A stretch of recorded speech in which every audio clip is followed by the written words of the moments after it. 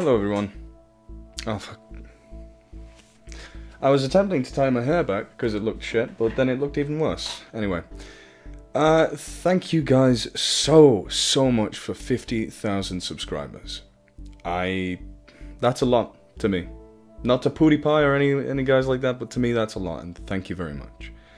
So this video is the celebration for this big milestone. I'll do another milestone at 100,000 if I hopefully get there. So yeah, I ran a vote on Twitter. I'm sorry I didn't make a video telling people it was there. Ran it for 24 hours, and what was voted for out of the poll that was run was the Draw My Life, and I hope you guys will like that. And sorry I haven't got a narration out today, but I've been pretty strapped for time with university, and I actually have to be asleep within 27 minutes to get up in time for tomorrow. That's uni for you. But anyway, thank you guys very much, and I hope you enjoy. My art is amazing, by the way.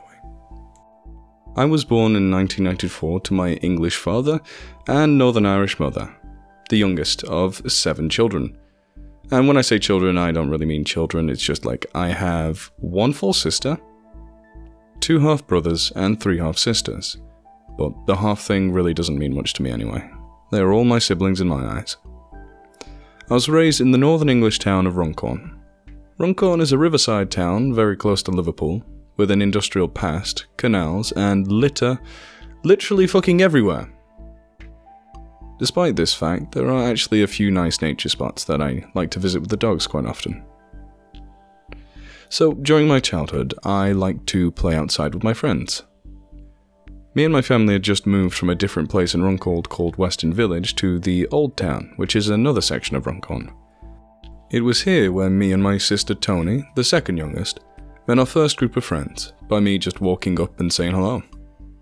This group of friends would change throughout the years, but the happiest moments I can remember were spent playing Pokemon, running around, playing British Bulldog, climbing trees, and just having a proper good old-fashioned childhood. Around the same time, I was attending primary school that was run by a nice but scary lady who kinda dressed like a nun. School was pretty much what you expect. I had a few friends, but I wasn't too popular. Probably due to my short temper and being really into animals and nature.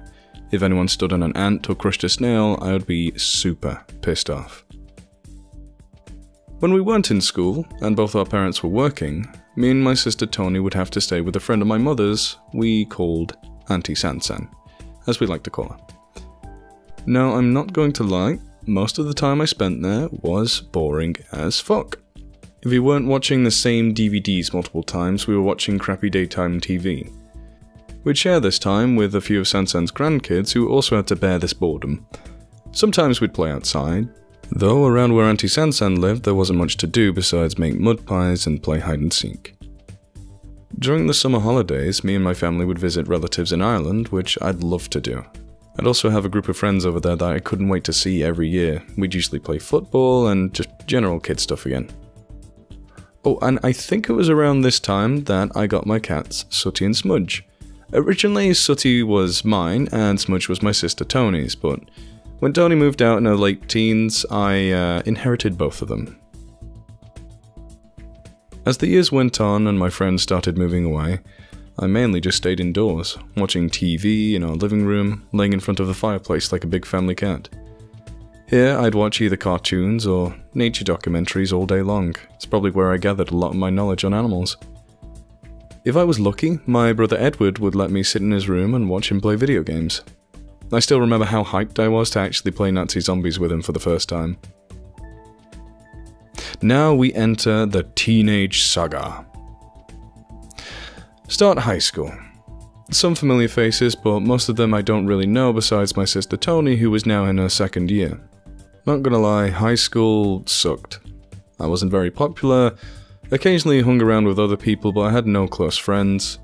For like a year or 2, I was helping this Polish kid called Lucas learn English, and we did hang out a bunch, so he was kind of a good friend. Unfortunately, I was bullied a bit during school. Not physically, most of the time it was just being called a freak and stupid shit like that. They mostly just did what they could to get me angry, which wasn't a hard task admittedly. Got in a few fights here and there, and because of that, the school thought it'd be a fantastic idea to keep me away from the other kids instead of punishing the bullies. Fantastic plan if I do say so myself. I can't exactly remember when, but I went through a goth phase, and it's because of that I still have my long hair today. Due to all the conflicts and difficulties I had learning in class, I was tested for any behavioral or learning disabilities. As it turns out, I have a mild form of Asperger's syndrome. I didn't really understand what it was at the time, but neither did the school. They wanted me gone for all the trouble I caused, but my mum, being the vanguard that she is, bit their heads off every time they tried. I ended up staying in the LSU, which is the Learning Support Unit, for the last 1 or 2 years, did my GCSEs and left. My grades were pretty bad except for biology, where I got like a B or a C, I don't know. During high school and after I'd left, I'd taken to going onto the PC a lot and used chat rooms to talk to people, and actually managed to make a few friends. Even made friends with a girl. Yeah, a real girl, and to my dismay, I developed an online crush. But I am not going to go into that mess. No, thank you.